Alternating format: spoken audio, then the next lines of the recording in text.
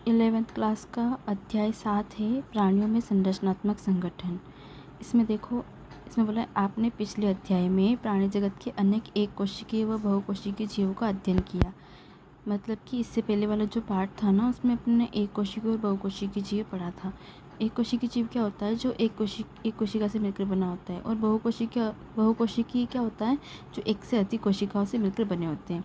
एक कोशिकीय प्राणियों में जीवन की समस्त जैविक क्रियाएं जैसे पाचन, श्वसन तथा जनन एक ही कोशिका द्वारा संपन्न होता है। जो एक कोशिकीय जीव होता है वो एक ही कोशिका से तो मिलकर बना होता है, लेकिन उसमें पाचन यानी कि डाइजेशन की प्रक्रिया, श्वसन यानी कि वो सांस लेना, बाहर निकालना और ऊतकों तक पहुंचाना, ये सारी प्रोसेस, जनन यानी रिप्रोडक्शन करना, सारी एक ही कोशिका द्वारा संपन्न हो जाएगा। बहुकोशिकीय प्राणियों के जटिल शरीर में उपयुक्त आधारभूत क्रियाएं भिन्न भिन्न कोशिका समूह द्वारा व्यवस्थित रूप से संपन्न की जाती है। इसका मतलब क्या हुआ कि जो एक से अधिक कोशिकाओं से मिलकर बने हुए प्राणी होते हैं, उनमें अलग अलग अंग, अलग अलग कोशिकाएं अलग अलग कार्य करती हैं और इस तरह समन्वय करके आपस में चीज़ें कंप्लीट करती है ना। उसके बाद ये सरल प्राणी हाइड्रा का शरीर विभिन्न प्रकार की कोशिकाओं का बना हुआ है, जिनमें प्रत्येक कोशिका की संख्या हजारों में होती है।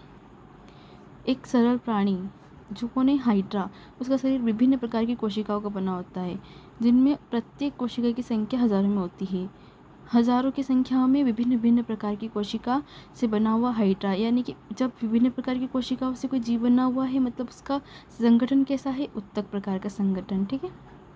मानव का शरीर अरबों कोशिकाओं का बना हुआ है, जो विविध कार्य संपन्न करता है।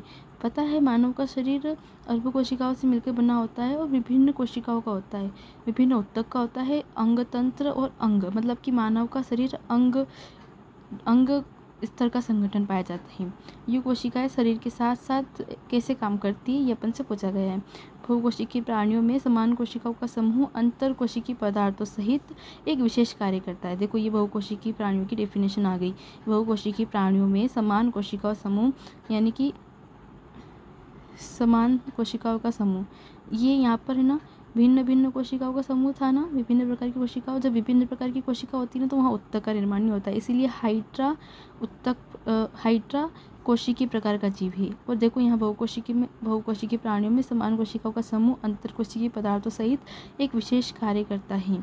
कोशिकाओं का ऐसा संगठन उत्तक कहलाता है। जब समान प्रकार की कोशिकाएं मिलकर समूह का निर्माण करेगी और उनके साथ उनका अंतर कोशिकीय पदार्थ भी होगा, तो उत्तक बनेगा।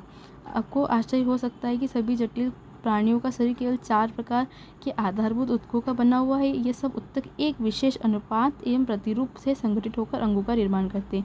इनका एक अनुपात होता है और एक संगठित होने का एक प्रकार होता है ना। जैसे आमाशय, फुफ्फुस, हृदय और वृक्क। जब 2 या 2 से अधिक अंग अपनी भौतिक एवं रासायनिक पारस्परिक क्रिया से एक निश्चित कार्य को संपन्न करते हैं, अंग तंत्र का निर्माण होता है। देखो, ये अंग तंत्र की डेफिनेशन है। क्या है कि जब 2 या 2 से अधिक अंग अपनी भौतिक एवं रासायनिक पारस्परिक क्रिया से एक निश्चित कार्य को संपन्न कर अंग तंत्र का निर्माण करते हैं, जैसे पाचन तंत्र, श्वसन तंत्र इत्यादि। समस्त शरीर की जैविक क्रियाएं कोशिका, उत्तक, अंग तथा अंग तंत्र में समविभाजन के द्वारा संपन्न होती है और पूरे शरीर को जीवित रखने में योगदान देती है। ये अपना कंप्लीट हुआ।